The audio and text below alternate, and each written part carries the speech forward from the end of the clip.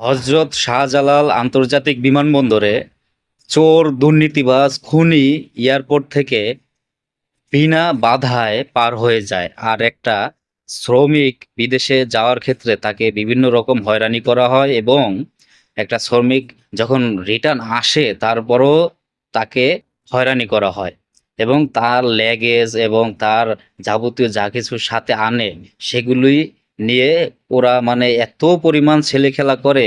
এই যে এয়ারপোর্টে যে কুকুরের বাচ্চাগুলি রয়েছে, এই কুকুরের বাচ্চাগুলি, তো আমি বলতে চাই যে চোর, সিটার বাটপার, দুর্নীতিবাজ এবং খুনি কিভাবে পার হয়। যেমনে আব্দুল হামিদ একজন খুনের মামলা রয়েছে, খুনের আসামি, ও পার হয়ে গেছে, কিন্তু অথচ একজন শ্রমিক যদি অন্য দেশে যেতে চায় বাংলাদেশ থেকে, সেক্ষেত্রে তাকে বিভিন্ন রকম হয়রানি করা হয়।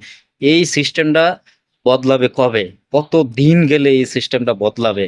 এই যে কুকুরের বাচ্চাগুলি এয়ারপোর্টে চাকরিতে রয়েছে, এই কুকুরের বাচ্চাগুলি এখান থেকে কবে নাগাদ এগুলিকে সরানো হবে?